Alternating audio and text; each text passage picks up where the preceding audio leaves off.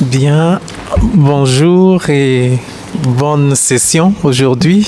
Good morning, and I already wish everyone a very good session this morning.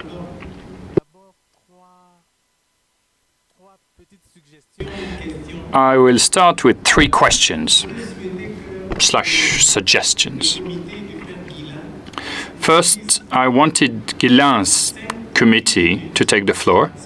We'll give you 5 or maximum 10 minutes to talk about the state of the mission in Belgium, because I think this is a concern for the Congolese brothers here, but I think it's the right time now to maybe take a closer look at Belgium, see what's happening there in 10 minutes, so that we can all be informed and keep our Belgian brothers in our prayers. So if you agree, we'll give that particular group 10 minutes to make a report. Then, second point, at 11, we are going to establish the committees.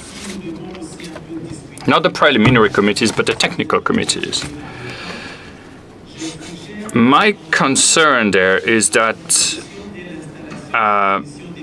time will be short to do that between now and 11. I think we can push that back to tomorrow morning, so we have a bit more time to think about how those technical committees can be established. So we'll postpone that to tomorrow if you agree. And then one suggestion, the sharing groups. The sharing groups, well, obviously have been with us since the first day of this chapter. Now, it may be a bit too much, and these sharing groups may be a bit too heavy in terms of how much time we dedicate to them. So we may decide to drop the sharing groups, because you probably will need some of that time to work on other issues, or possibly work on the aspects that will be looked after in the technical committees. So either we drop them totally, or we sort of cut them a bit shorter and we limit the sharing groups to 10 minutes, which I must say was the original idea. The idea was that the sharing group would be 10 minutes for you to just, recap the day. And so you can tell us what you want. Either we drop them totally or we cut them short to 10 minutes. So think about that and tell us what you want. Do you want the sharing groups to disappear, or to somehow be swallowed by the technical committees, or to be really, cut short to 10 minutes max every evening? Think about it. We'll, talk about that later. And if that's okay with you, we can give the floor to the Belgian committee. Could I mention something first that was left hanging yesterday? So that it's resolved and we don't carry it all day wondering what the response might be. Remember, we ended the day yesterday questioning, we seem to be talking about a council of 3. And the question surfaced whether or not that was lawful.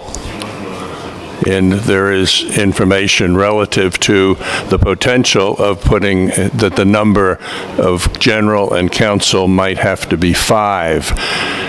As so often is true in civil and church law, distinctions are critical. Also in church and civil law, general practice and extraordinary actions are different and critical. So I consulted with Father Morrissey last evening to make sure that my knowledge or sort of experience was valid, because Reggie and I have been debating this on the side relative to 2 different sets of experiences. So relatively simple. Father Morrissey was the canonist who worked with us and advised us in the revision of the constitutions. He is also part of the original group of consultors that the Pope selected to write the current code of canon law. He is highly qualified and highly respected, so I think seeking out his opinion, I think we can go with it in effect. Article 8, Section 780, I should say, Section 7 requires the chapter to set the size of the council. Okay? The general is not part of the council. So if you do 3 plus 1, there's 4 people there. All right. Most of the activities of the administration of the congregation hinges upon advice of a council to the general superior, or on occasions that the council's consent is required on some matters, and that to ignore a vote against an item, the general would not be acting lawfully. So, all right. Article 101 requires a collegial vote of the general and council. In other words, they're together. And it requires, and this is for dismissal, enforced dismissal from the congregation. 5 votes are necessary. If you have 1 general and 3 councilors, you got 4. This is an extraordinary act, and if you consult the current and previous generals who are in the room, it has never been used in the last 12 years, okay? So this is a very extraordinary act. This doesn't mean brothers have not been encouraged in various ways or threatened that it might be used. In several instances, this has been the case. To make the leap, say, between general, everyday, ongoing work, 12 years of it now, 3 counselors are lawful. If you had this instance, the practice in the church is that the general and council adds another person to the group. So you have 5. Usually that would mean it could be in many administrative structures, our current one included, both Arthur as treasurer and when I served as treasurer, neither of us were members of the council. That's a likely choice. In a sense, you're there. In many places, they're sort of together. But it could be then some other person in the congregation. Generally, you look upon somebody in some role of leadership. That's the 5. So, conclusion, we may have a council of 3. It is perfectly lawful.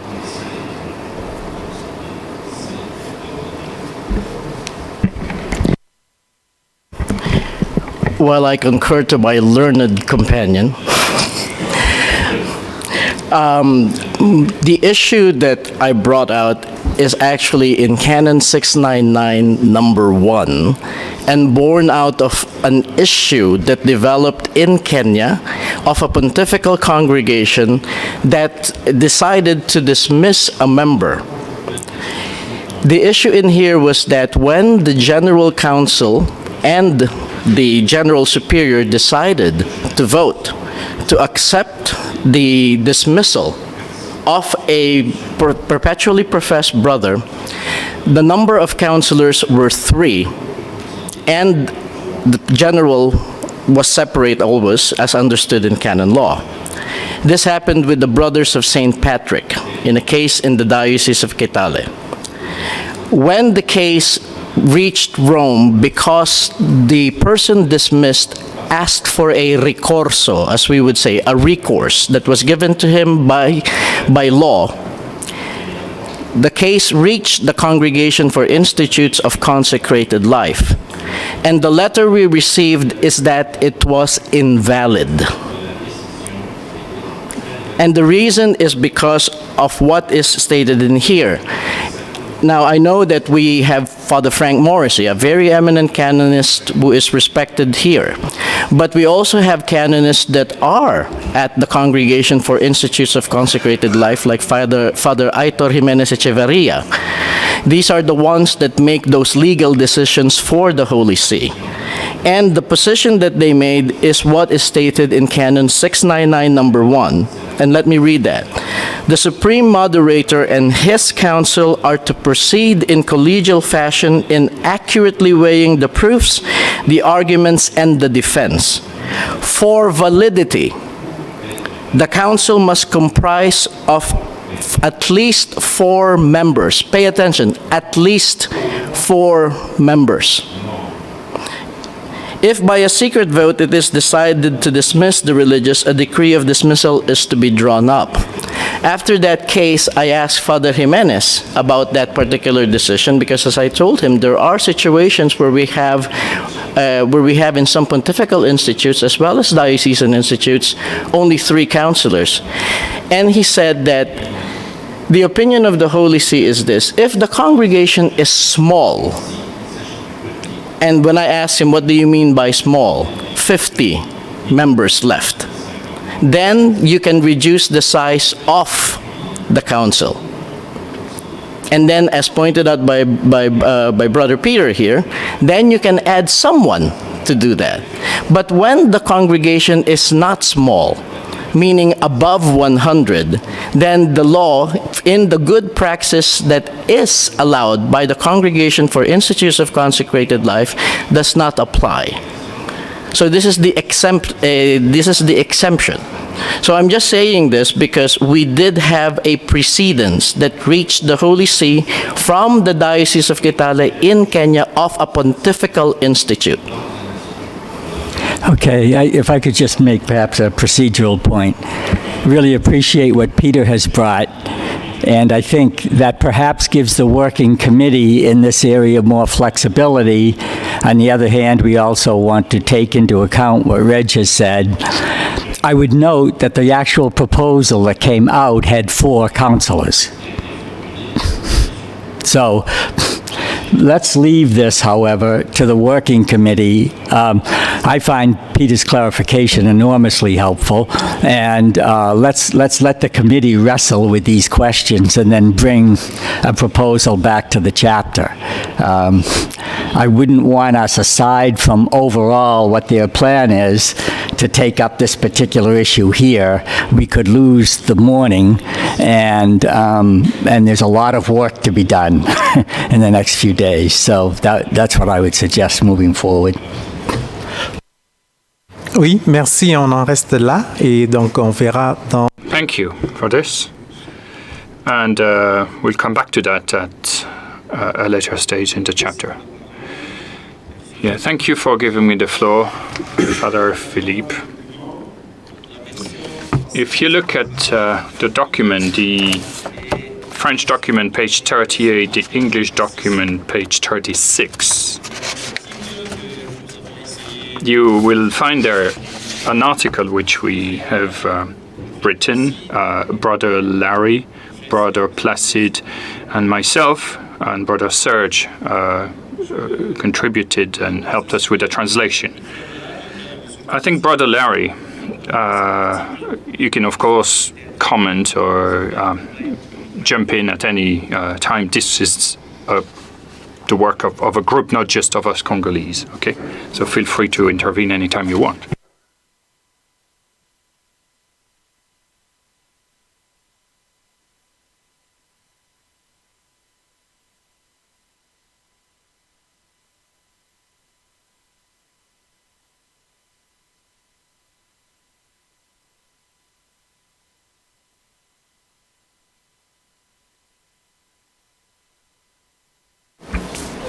So I'm not sure, Guylaine, if you're asking me to give the report or just respond to the questions in the last paragraph of the report. Un commentaire. Yeah, a comment on what we discussed with you in the past would be nice.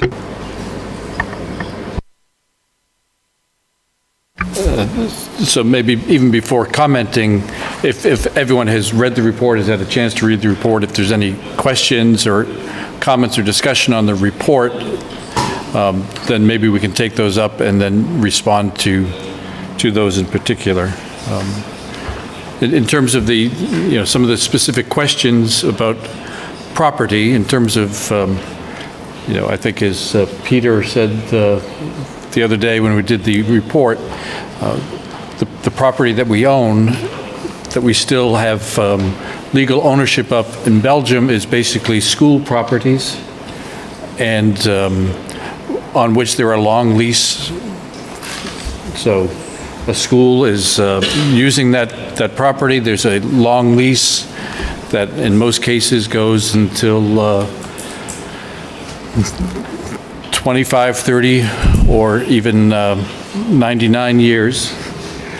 And if that school were no longer to use that property, it reverts to us, but then we're also responsible for paying back the government any part of a residual part of any capital investment they have put into that property. So the value of the property is reduced by how much interest, in a sense, the government still has on the property. So right now we have no quote-unquote free property to use. So if the chapter and next general administration took this question up, we'd have to look at some other kind of property. But that's only one part of this. So that maybe clarifies the issues in the last paragraph, but other questions or comments if people had a chance to read this report.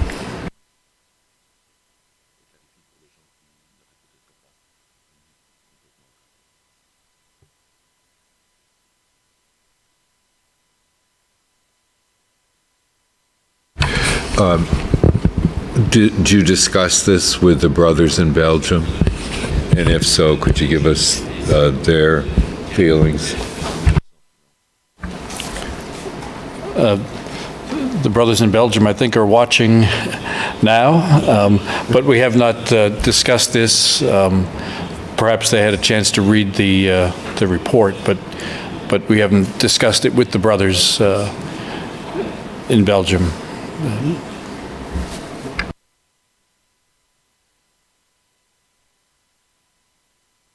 If I may on that, Brother Vincent, when he was regional director, had written a proposal to do something in Belgium, and I think the brother's opinion in Belgium was no.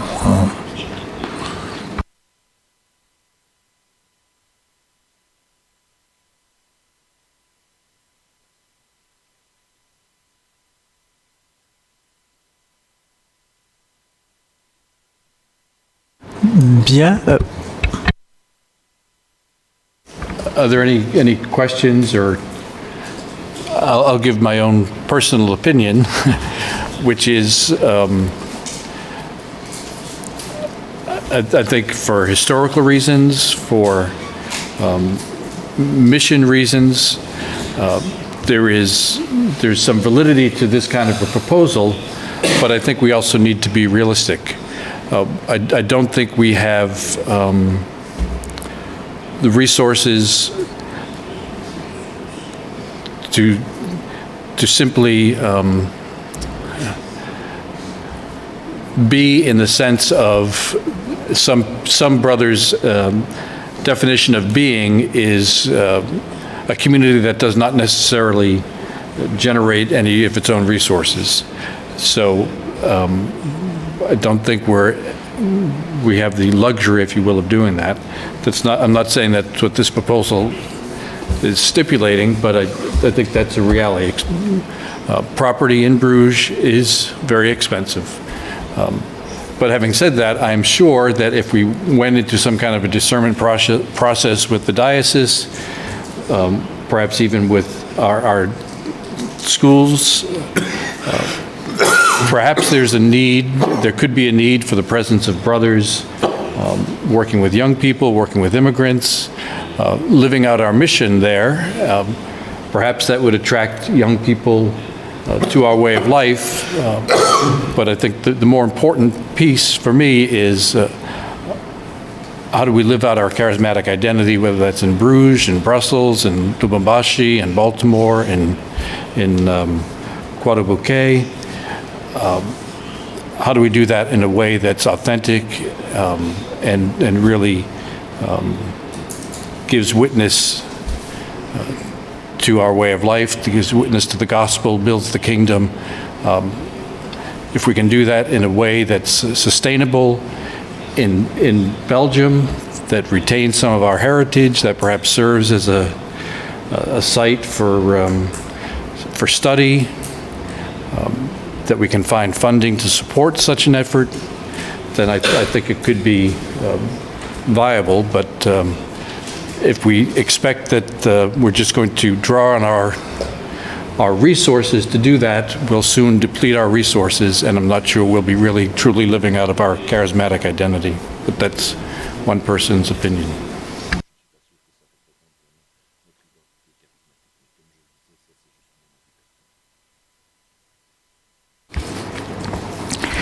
As I read this report, it appears to me to be something of a compelling argument for doing this, based on historical rootedness and other things.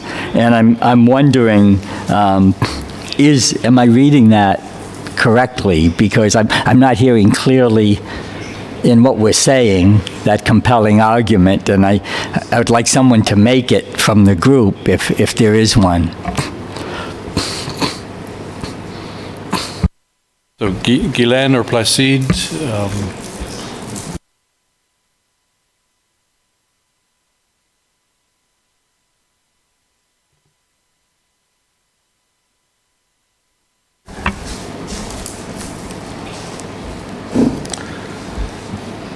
La question est chaude. This is a hot topic.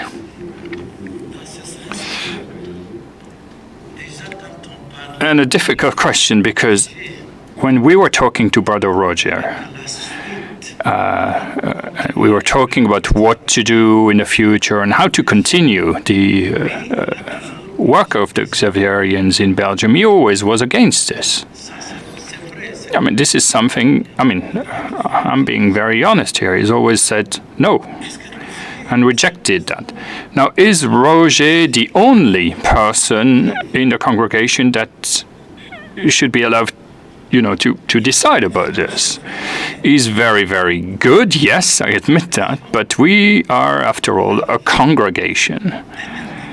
And the opinion of one individual should not prevail over the decisions of a group of brothers, particularly a chapter. So the question is the chapter allowed to take a decision? And if so,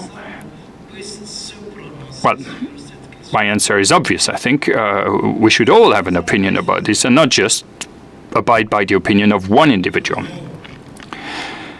Then I think as a congregation in Belgium, there are lots of things we could do. We've said, again, I will repeat this, but this is historically a key country for us. A lot of our history stems from there, and a lot of aspects there can still feed our reflection and our work and nourish us today. If we lose that, then do we still have any real meaning as a congregation? Do we not lose ourselves? I think that's the key question to me. And I think it's important, personally, to never lose contact with the source of who you are. And the starting point is central here. If you look at the world today, many congregations are trying to work with immigrants. It's true in the US. I know a lot of congregations there. I have contacts with many congregations in the Congo, of course, and many are telling me we want to work with migrants. And it's a new type of missionary activity that has sort of appeared and is really becoming central to the life of many congregations. And I remember being asked myself a few years back. I was asked, "What can you do for migrants?" I can't remember the answer we gave to that question a few years ago. I think we just said nothing because we had no idea at the time. But today, I think we can say that this is becoming a key, a crucial activity for us. But it's not the only one. of course. And I think the history of the congregation is key, and we don't want to lose that. Now, I don't want to monopolize the floor here. Je crois que c'est ça que le frère Placide a dit. Pour nous, c'est... I think it's what this location, what this place represents more than anything else. You know, even before we talk about what we can do, I mean, Bruges is very symbolic for us as a congregation. You know, there's no getting around that. You know, that's what history is all about. We can't change history. We can try to shape the future, but history is there. You know, you can't change history. And for us, our mother house, as it were, is Bruges. You know, no one can cancel that out and like say, oh no, actually we were founded somewhere else. I mean, so, you know, we're talking about future generations here, because are we just going to make this definitive break from our history, or are we going to try to reconnect with our history? If our chapter believes that we should continue to be attached to our history, to be connected to our history, to the place where we were born, namely Bruges, you know, I mean, I think that's our main concern here. And then obviously afterwards, as Brother Larry said, so let's imagine that we do go to Bruges. What are we going to go and do in Bruges? And I think there'll be plenty for us to do there. This isn't something which we can do, you know, overnight, as it were. We're not saying, oh, we're going to go next week. We need to initiate a process with the diocese. I remember in the past, I think we had exchanges with the Vicar General of the Diocese of Bruges, who seemed to be very open to it. But at the time, it was just an exchange. I think Brother Vital and I went to speak to him a couple of years ago, and he was very open, was the Vicar there and the Vicar General of Bruges at the time. So now, if we were to receive the chapter's agreement in principle, at least, to try to reconnect with Bruges, as it were, then, okay, the next stage will be, well, what are we going to do once we're there? I mean, you're not going to be just there to twiddle our thumbs and, you know, enjoy the good chocolate, perhaps do, and contemplate a little bit. No, if we're going to go, we're going to go to work. And I think the diocese has lots of work for us to do. And that's why, personally, I'm very optimistic about this proposal. Thank you very much. I think we can probably... can we stop now, or does other people want to intervene? Just a question. Ed, you mentioned Brother Vincent said the brothers were against it, and Placide said that Roger was against it. What were the reasons? Or were they expressed? Well, if I just may for 2 minutes, I esteem what the committee is raising in terms of not losing our heritage. But I'm in a heritage city for 37 years in the States, where we first came to America. We have many of the buildings that the brothers occupied are still there, where they taught. That isn't sufficient. There has to be, I think, in Roger's mind, a center of activity. And I think going to what Larry is saying, I think the question should remain on the table and should be studied. But I think going back to what Larry is saying, there's an economy of personnel and finance that we have to consider. We have a burgeoning Congo with ministerial projects, the same in Kenya, and the question comes down to, you know, some personnel, some finance, some practical issues. I don't want to lose the history either. I mean, I love Bruges and I love the Belgian brothers, but there's also a sense in the Flemish mind of practicality.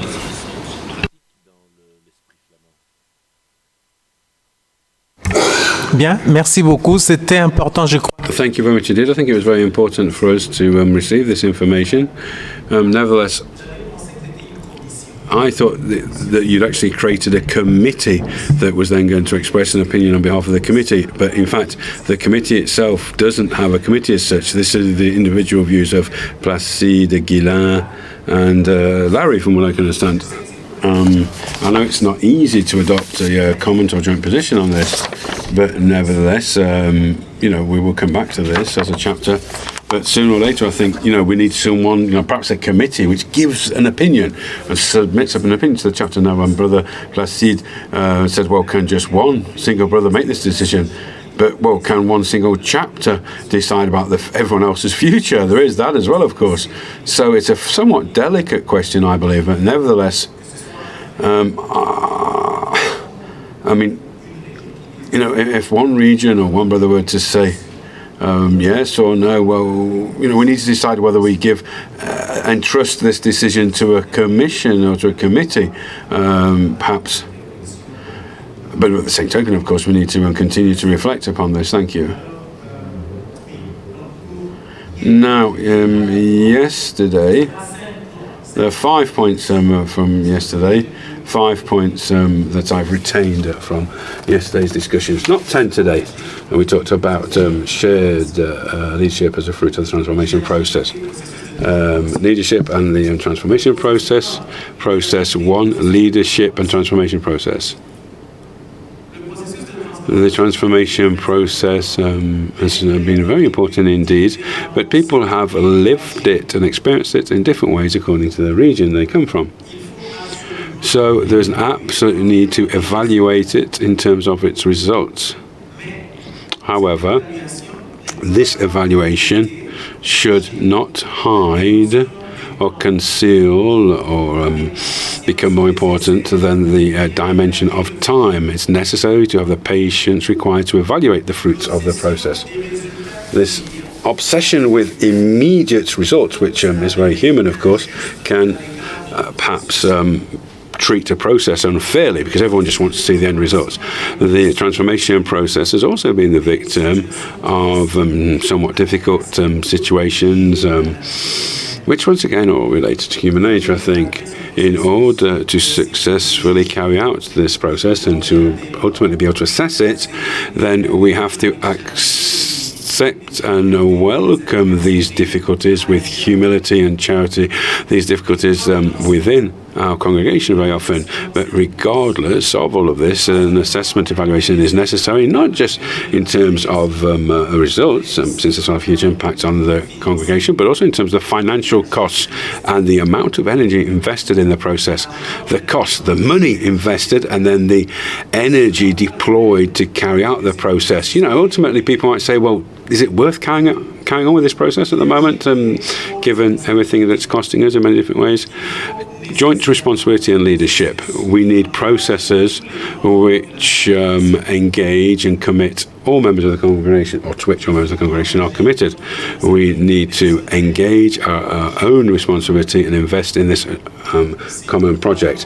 If we believe that everyone should be truly committed, then we need to engage and initiate processes to ensure that everyone is engaged. So, that means it's not just the people here, and we have councils, we have committees, but then everyone else has to be involved as well. So we don't just want structures, because structures perhaps tend to be in silos and are too rigid. Thirdly, leadership and resistance has expressed thus far the need for compassionate and passionate commitment on behalf of all of the brothers. This is absolutely fundamental. It's something which we have to have, absolutely. There is a need to identify the both active and passive resistances, forms of resistance, so that we can address them with our hearts and with love. And really, we need to ensure that we have a critical mass of support behind this process. So we need to have consensus, and then once we have that consensus, we will build this critical mass to support the process. Leadership and the local models, that's number 4. The Congolese model is at its infancy. It's being built as we speak, and it's going to take time before we can assess it from a holistic point of view. For the time being, any results achieved are somewhat fragile. For the time being, it would appear that things are going well, but the results are somewhat fragile. We need to give it more time. In the United States, the models tend to be different according to where the communities are located. And we're not really sure that in the United States everyone has exactly the same idea and a specific idea or a precise idea of the process. Kenya, according to its realities, is trying to pursue the process, although there's not necessarily any unanimity around this at the moment. Obviously, we need to be accountable to the brothers at all levels, starting from the council downwards. And now, fifthly, leadership and communication. Communication is an instrument which really needs to be brought to the fore so that all brothers in the congregation are provided with information about the development of the process and its partial results, or its results thus far. We need to have some kind of a communication body, and within the congregation there are still lots of areas where information is not provided, and then sometimes the generalate is not in a position to answer certain questions asked by the brothers. Is not able to provide the information.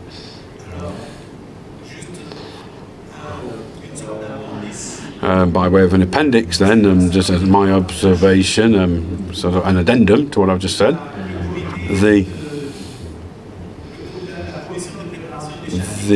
CPC, together with the core team and the integration teams, have proposed a model for the new leadership, new council, and that's something to be taken into account. And they've said that their proposal is to have one general, and following what both Peter and Reggie said, we won't go into all these kind of like arcane things here.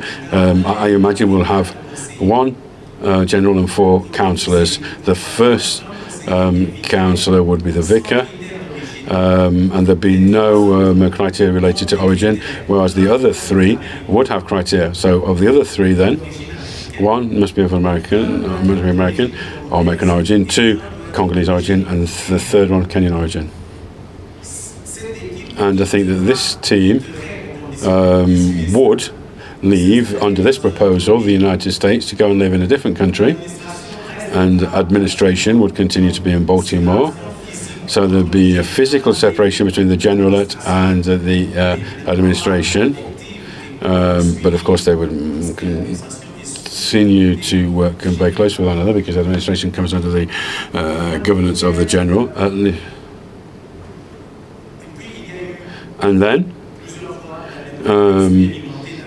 people said, well, perhaps we should experiment with this first. We need to investigate this in greater detail and weigh up the pros and the cons, and trying to, this comes up time after time. Investigate possibilities, explore possibilities. Perhaps we should change that to try just jump in at the deep end, jump in really. But how long are you going to investigate and explore the possibilities for before you become tired? That's it. It's not a summary. It's just things that I've picked out from yesterday. And there'll probably be a summary a little bit later on. So that's where we are at the moment.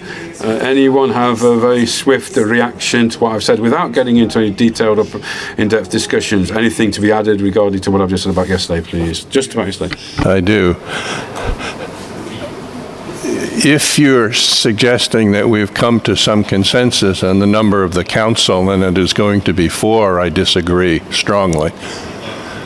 There's a distinction I've raised between, in further sort of explanation, the practice of the Holy See might like to see 4.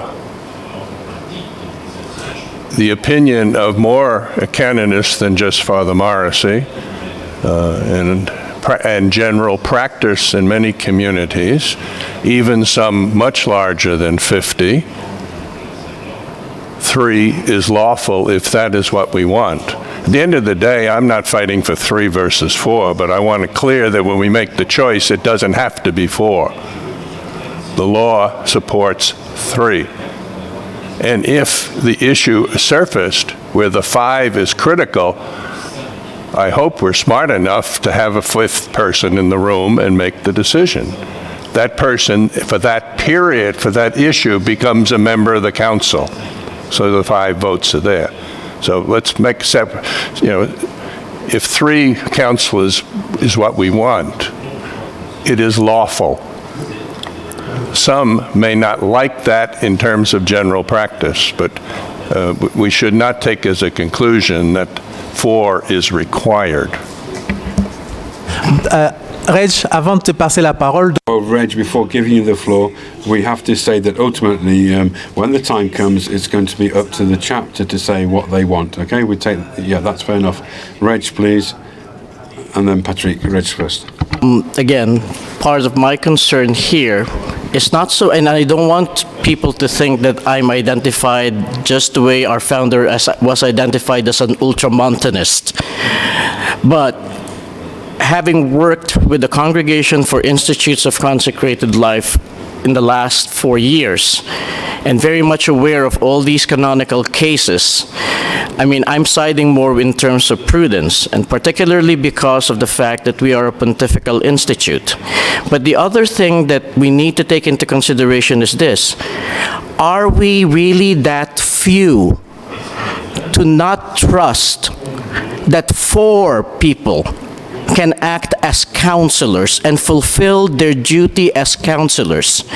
If we are only thinking that only a certain set of members of the Institute can give counsel to the General Superior, then what does that say about our fraternity?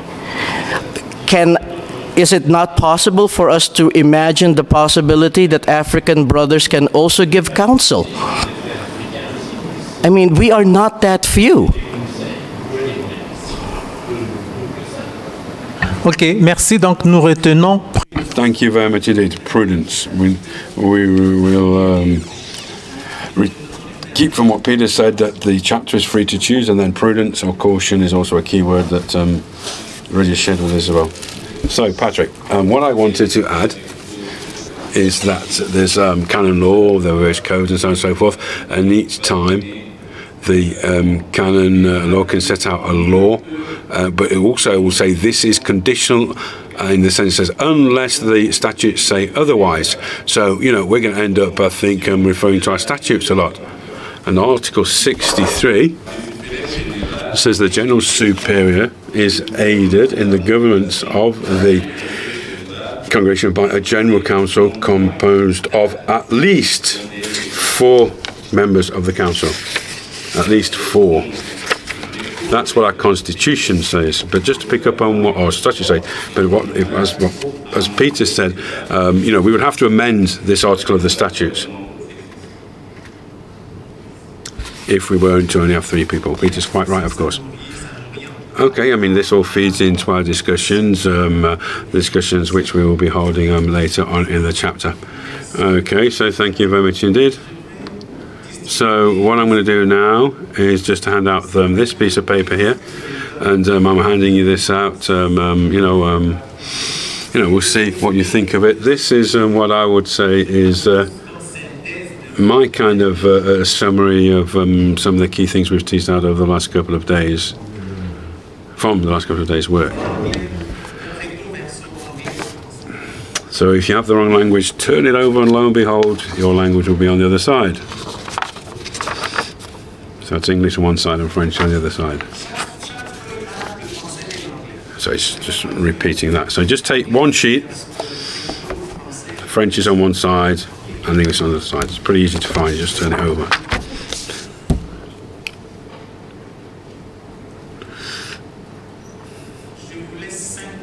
Well, I'll give you 5 minutes to read it, and then I'll make some comments on it before we open up for discussions. So you have 5 minutes or so just to read through it.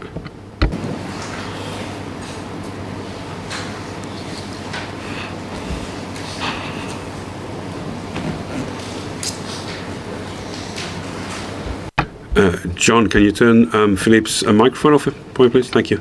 Thanks.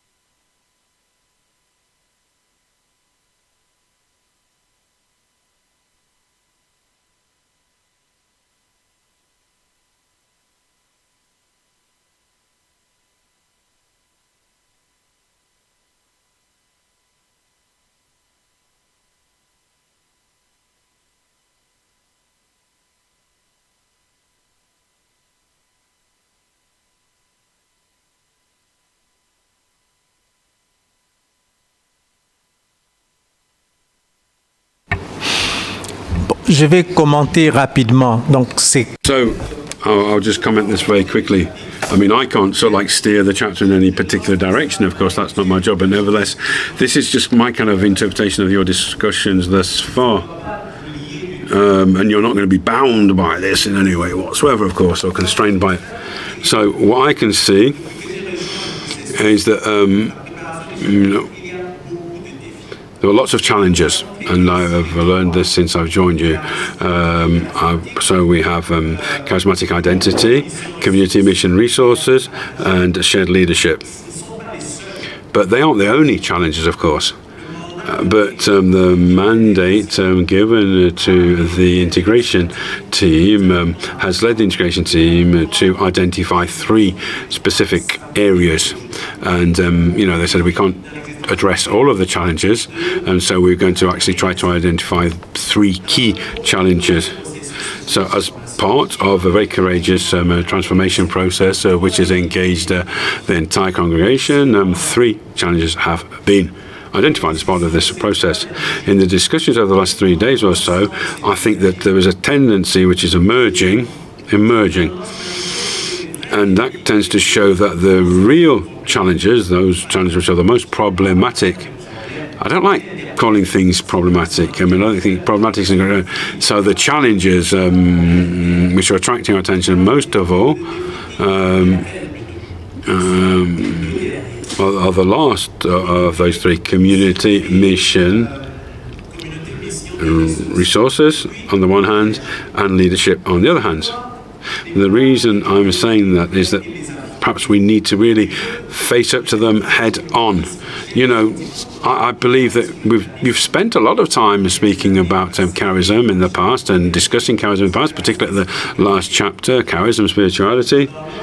And so, I mean, just picking up on what Larry was saying, a team which studies the charism, and I would suggest, if I were a Zavarian brother, I would say that an international intercultural team should be made responsible for organising retreats, perhaps over the course of 12 months, about charism, rather than just carrying out this kind of like rather academic study of charism, but actually really discussing charism in the nitty-gritty. I mean, when we talk about charism, everyone, seems to be pretty much in agreement. The main lines of charism, the nature of our charism.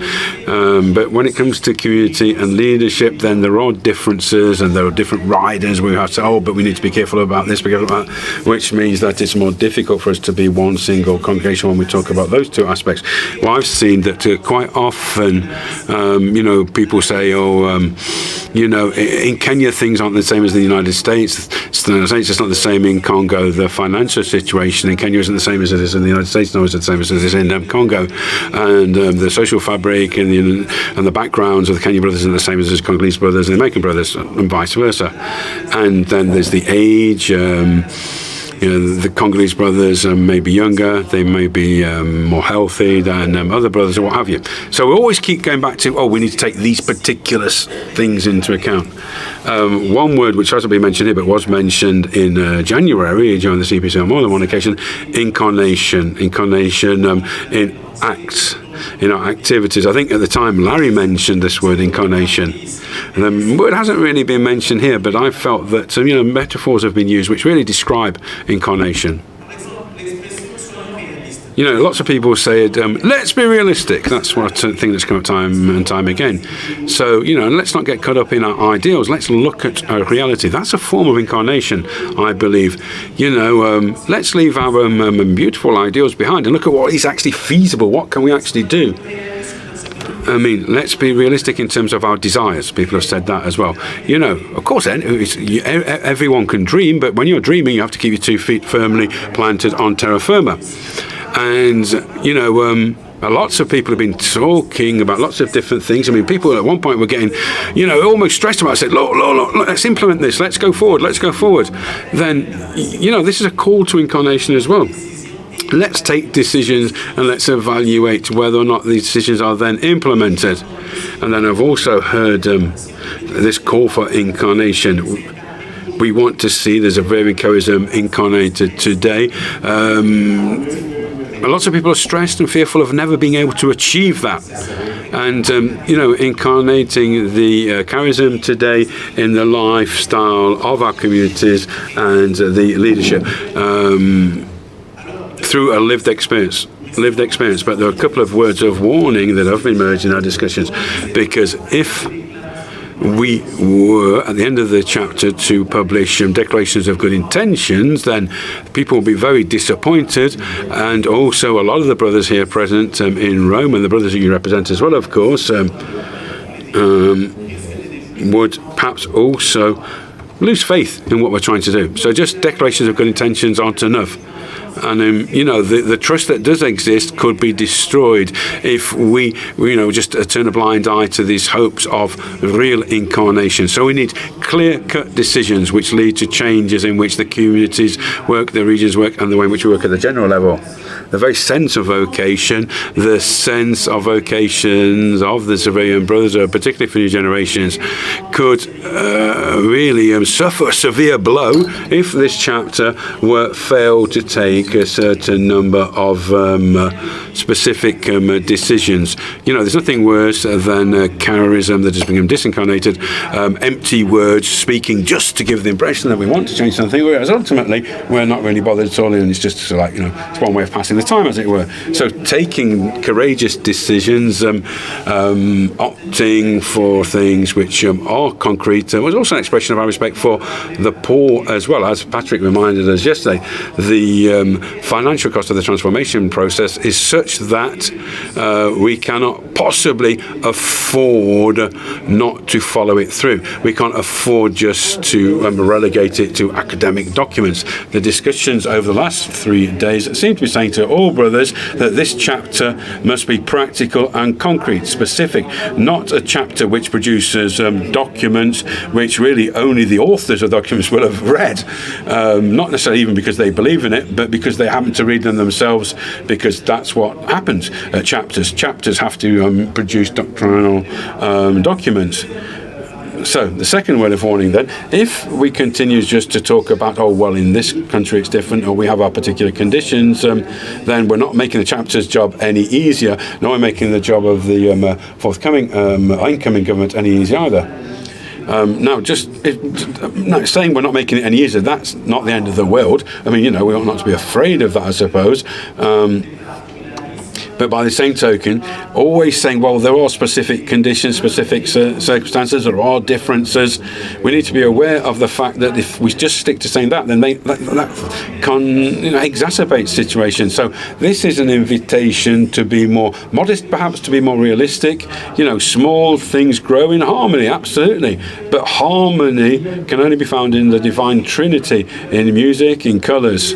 Amongst human beings, harmony does exist, but it exists because it's nurtured as hope through projects and planning. Sometimes, this might be painful to hear this truth, but we need to know this. Harmony is a construction of spirit and ideal. The Flemish mystics are a harmony of it's not. It's quite clear that it is true that harmony grows in small things, but it's a profession of faith and of hope. We have to keep hope despite setbacks and lack of harmony perhaps amongst us as individuals, between regions, between lifestyles.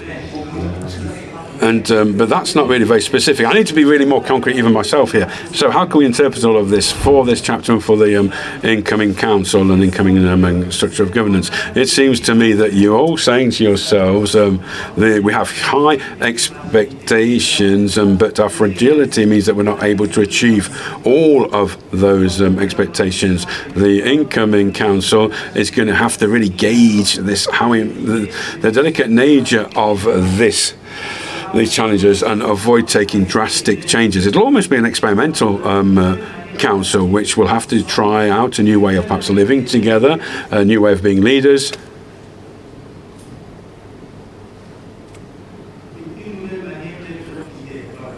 Yeah, that's it. That's all that I wanted to say in terms of a summary of things that struck a chord with me over the last 3 days. Say quite clearly, it seems to me that we need two commissions rather than three, because they've human relationships and so I think we only need the two, and we need to work on these areas in particular.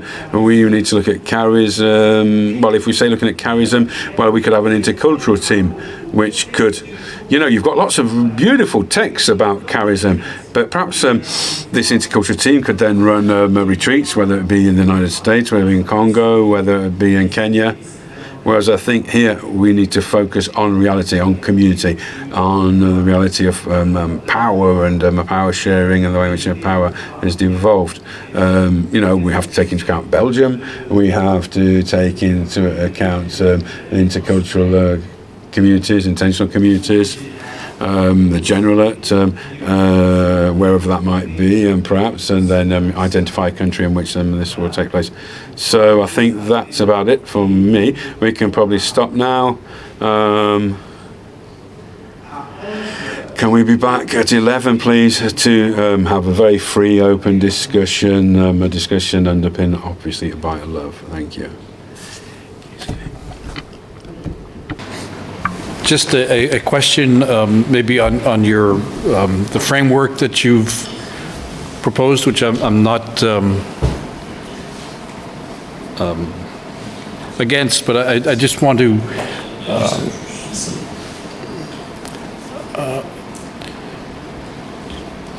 you use the let me see if I can frame my point here. I agree that in some ways the charismatic identity and all that is there. You use in this the incarnation of the Zurian charism in the ordinary, and then there's a little bit of definition of the ordinary there. And I guess maybe for myself, what I'm going to take this next time to do is actually go back to the working documents to see what do we really talk about when we mean the ordinary.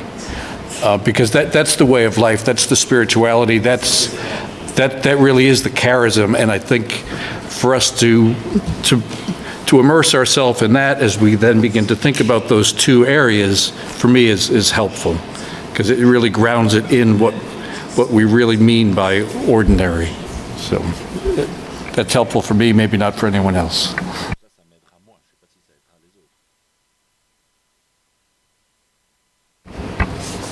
I think I may be just reiterating, Philippe, what you said, but I would like to ask to make sure I'm clear.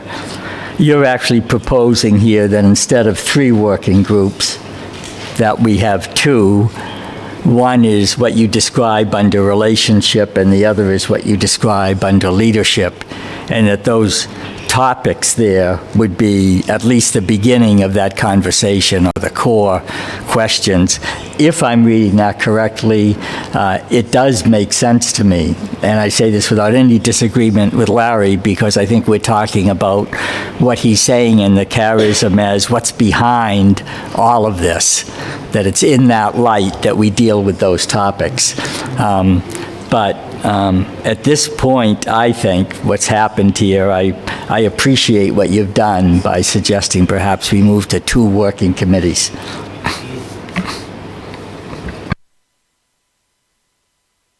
Oui, c'est clair ce que Larry dit, hein, ce n'est pas pour... I understand what Larry says. I'm not at all saying we have to drop charism in any way. No, charism is what is going to inspire us here, and is what is going to enrich the reflection and give it a specific color or hue. But I want to say that we need to invest more in how we express this charism in our daily life. What I call the ordinary. But we can talk about this at 11 and we can fine-tune the reflection. This is just a very rough, summary that I made.